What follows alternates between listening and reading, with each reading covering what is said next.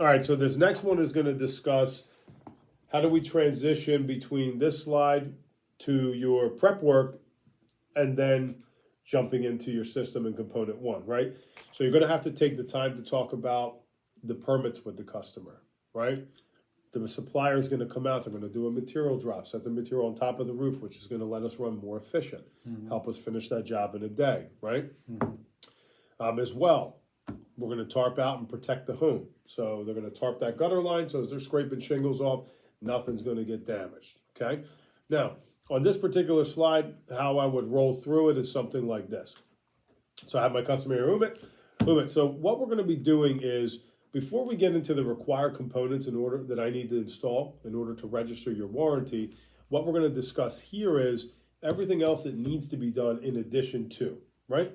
So first and foremost, obviously, if there's a permit required in your township, we will apply and get the permit for you, okay?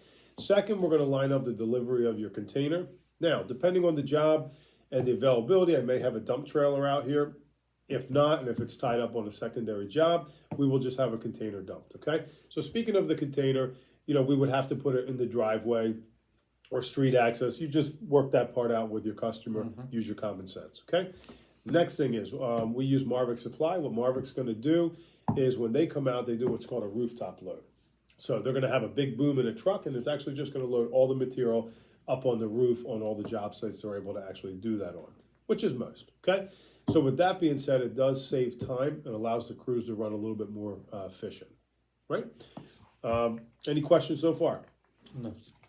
All right, great. So also, the first thing that we have to do is we're gonna now have to scrape off that old roofing system, okay?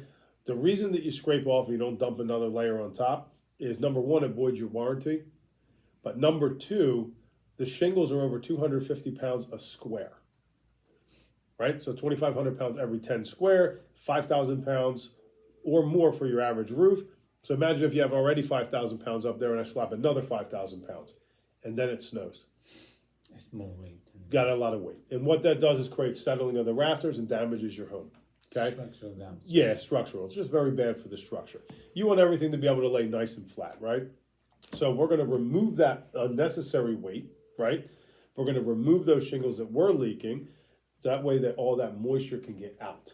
You don't want to trap all that moisture in, right? It's not going to be good. Okay? Does that make sense to you? Yes, sir. All right, fantastic. So next thing we're going to do is we're going to identify rotted wood. Okay? Everything in this system is held down by nails and sealant. And to create a proper seal, it has to, number one, go through a sealant. Every nail has to refit through sealant so it reseals the penetration. But most importantly, it has to bite into solid wood.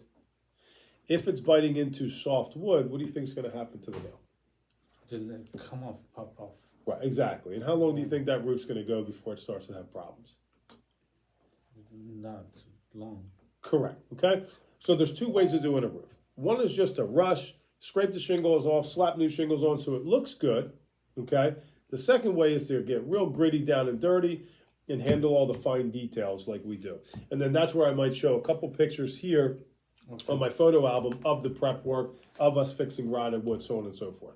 So when it comes to the wood, we're going to include 3 sheets of plywood with this project, standard, okay?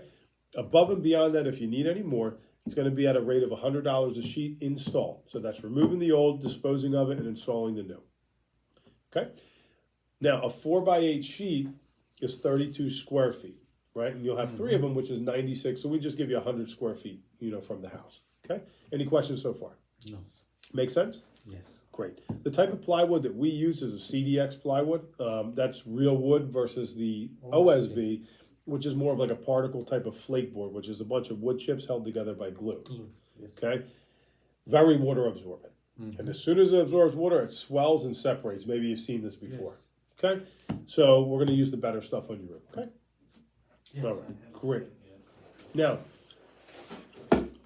one of the next things that is super, super important, if you finance this project, okay, with our lenders, what they normally do is give you a max approval amount, okay? So let's just say they max approved you for $45,000, but the roof only costs $10,000. If you run into a plywood bill at the end of the job, we can just readjust the financing and your payment goes up a few dollars a month.